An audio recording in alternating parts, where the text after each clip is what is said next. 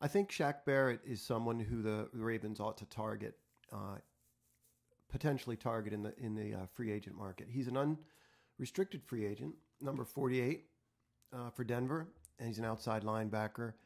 I think he fits well with us in terms of how we run our defense. We're going to look at a few plays versus Baltimore and a few plays versus Pittsburgh.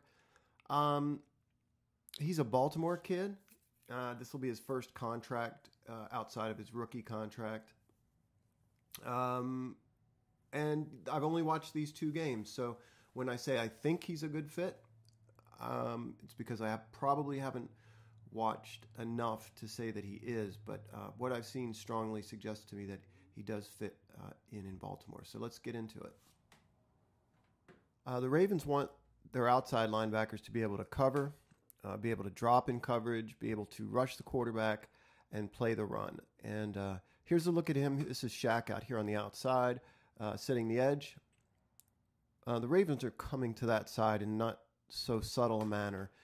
You see a pull here by the guard, Lewis, and also by the tackle, and you see this wing tight end all coming his way. So again, not too subtle, but you know, he notices it. Watch him get outside, get off Ronnie, and keep the edge, and force Collins back in and get in on the tackle. Watch it again.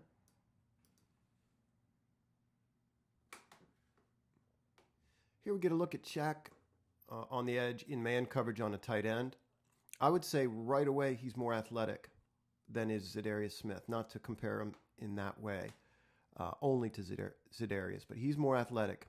You'll see him singled up. And I like how he keeps his eyes here.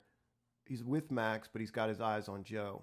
And when Joe throws, we'll look at it from a different angle, but he goes right to John Brown there, comes off and explodes after John Brown. Watch this hit.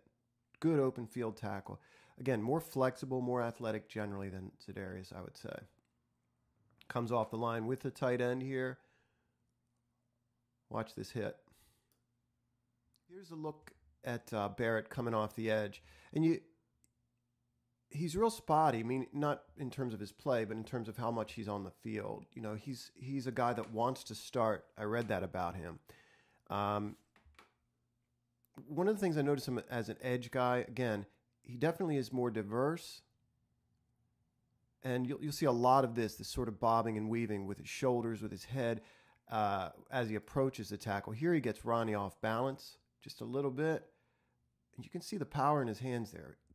It doesn't just push Ronnie backward. He pushes him out of the way as well and gets a straight line towards the quarterback. Of course, the ball comes out quick when you play the Broncos. That's just a nice quality rush there. And again, you don't see, let's say, Za'Darius with that sort of flexibility. See his head movement, shoulder movement, just his body movement in general. But he's definitely got power in his hands here. We're going to watch 4 or 5 plays of him as an edge guy, and in particular against the left tackle of the Steelers, who's a really good tackle. Watched the Ravens against him twice last year and didn't see a ton of success. Watch 48 here. That's Shaquil Barrett. Wide arc here, and then this lean inside, and that step inside. So he's got a plan as he comes right at him, steps inside, tries to get outside. The tackle reaches for him, tries to jab at him, swats his hands away, dips his shoulder, gets around him. Ball's out quickly so he doesn't sniff the quarterback there. But you see him stringing together some moves and coming at the quarterback with a plan. There's a rush from earlier in the game that I think is important, but I didn't record it, where the Steelers' left tackle just lets him run himself out of the play. He's got that length. He was waiting for Shaq to sort of make that dip, and he pushes him outside past the pocket. That's important to me because of this rush. Watch the rush. He ends up getting a sack on Roethlisberger here. But in light of what he did before, this shows me that he's thinking. You see him set that outside shoulder up again, gets him to set outside, and you see the power in his hands. This is not a weak tackle that he's going against here. Just gets him on proverbial skates there and then rips him down. See the effort and the balance there, that agility, and he gets after the quarterback. Again, another tough guy to bring down, and he manages. Watch that rush again.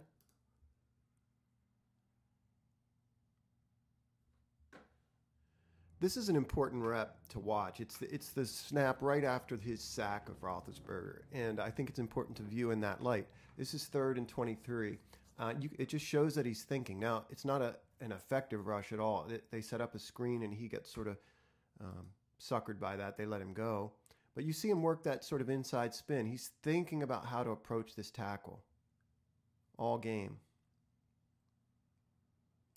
And I like that. He wasn't content there to kind of work the same thing, even though it was 3rd and 23. He's got a plan coming off the line.